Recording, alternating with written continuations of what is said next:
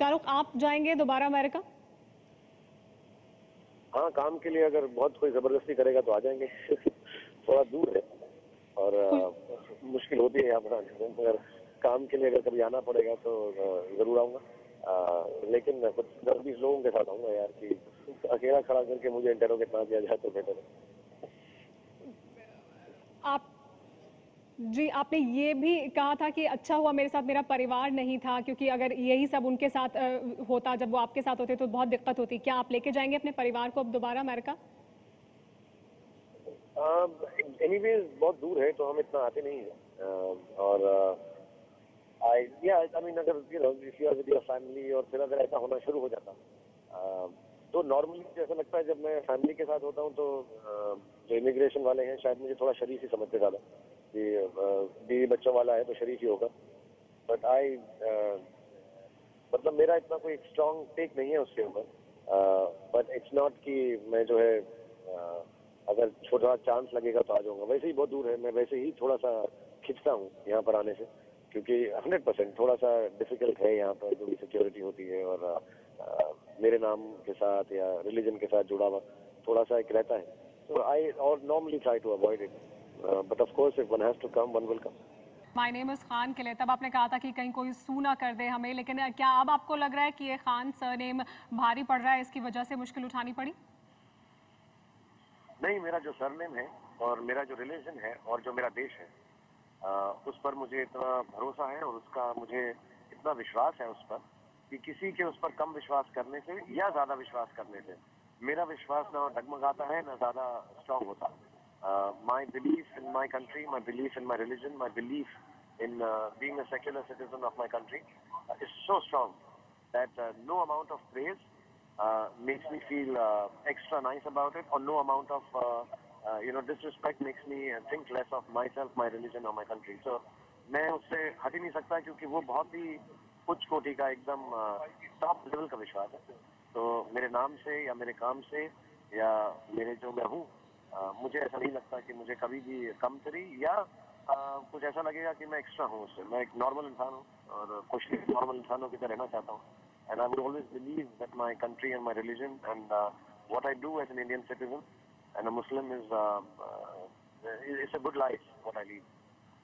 शाहरुख, बॉलीवुड में एक लंबी फहरिस्त है एक्टर्स की जो जिनका सरनेम खान है। आपकी उनके लिए कोई नसीहत होगी, जाएं या ना जाएं अमेरिका, किस तरह की एहतियात बरतें? No, I wouldn't be able to tell anyone, क्योंकि हर इंसान जो कहीं पर जाता है काम की वजह से जाता है, मजबूरी की वजह से जाता है, खुशी की वजह से जाता है, तो हर का एक अपना पर्सनल रीजन होता है। एंड 100% अपने अपने एक्सपीरियंसेस होते हैं।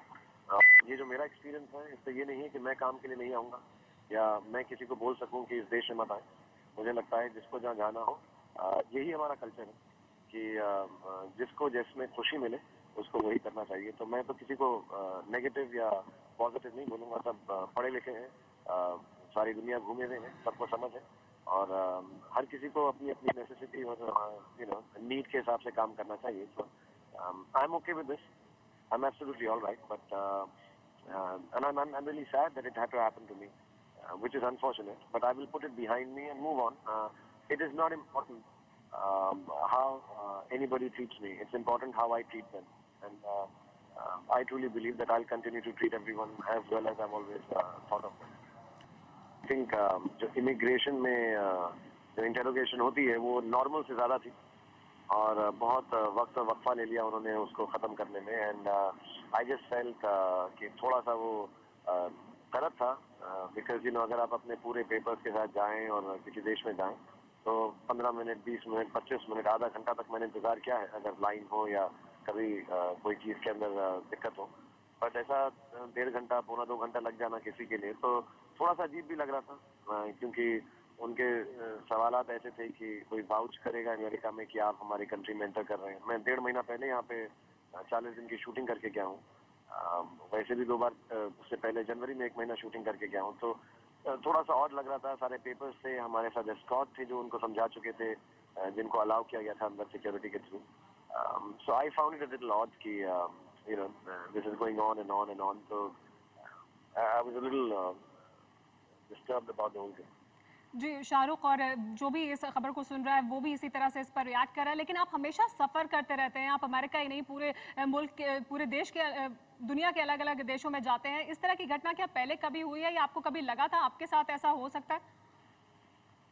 नहीं, सिक्योरिटी चेक्स में तो अमेरिका के अंदर हमेशा ही थोड़ा सा वक्त लगता है। उनका स्पेशल स्टैंप होता है, आई थिंक एसएसएस करके डालते हैं अगर आपका नाम या मे बी जिस कंट्री से आप हैं अगर वो उनके कंप्यूटर पे प्रॉप अप हो तो इसलिए हम जब यहाँ डोमेस्टिकली ट्रैवल करते हैं तो 2 घंटा पहले ही चले जाते हैं।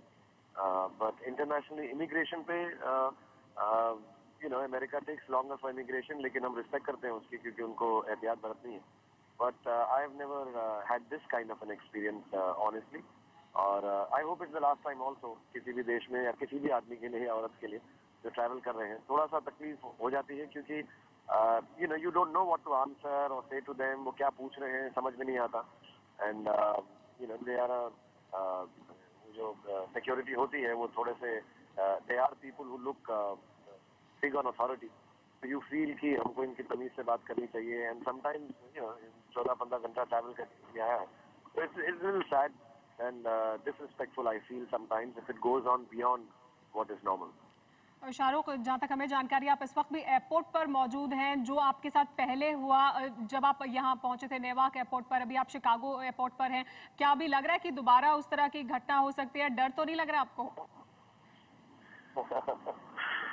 मैं मेक श्योर करता हूँ कि जब मैं अमेरिका में ट्रैवल करता हूँ तो बेल्ट नहीं पहनता और स्नीकर्स पहन के जाता हूँ और जल्दी पहुँच जाता हूँ। तो अभी हम एयरपोर्ट पे पहुँचने वाले हैं फिलाडेल्फिया के एयरपोर्ट पे। मैंने कई बार यहाँ से फ्लाइट ली भी है तो होपफुली जल्दी क्लियरेंस मिल जाएगा और हम चले जाएंगे। ऐसा जो थोड़ी सी उनकी सिक्योरिटी होती है वो एहतियात करनी पड़ती है। बट आई डोंट थिंक कि वो लोग मुझे ही पिक करेंगे एवरी टाइम। मे बी मैं एक वन ऑफ केस था जो पिक ऑन हो गया, जैसा उन्होंने बताया कि कंप्यूटर पे मेरा नाम आ गया या कुछ कॉमन नाम आ गया। बट होपफुली फिर से नहीं होगा। शाहरुख, लेकिन पूरा देश इस वक्त सुनना चाहता है आपको, सब जानना चाहते हैं कि दरअसल आपसे पूछा क्या गया था। अगर आप हमें बता सकते हो कि जब आप वहां पहुंचे आपसे किस तरह के सवाल पूछे जा रहे थे?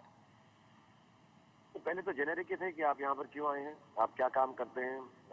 फिर मैंने कहा यहाँ पे एक फेस्टिवल है, एक साउथ एशियन फेस्टिवल है, वो उसको अटेंड करने आया हूँ। तो फिर वो उन्होंने कहा साउथ एशियन फिल्म फेस्टिवल है क्या। मैंने कहा नहीं, फिल्म का फेस्टिवल नहीं है, हमारा इंडिपेंडेंस डे का एक फेस्टिवल होता है, 15-16 तारीख को कार्यक्रम है, तो उसमें मैं 15-20 मिनट के लिए जाऊँगा।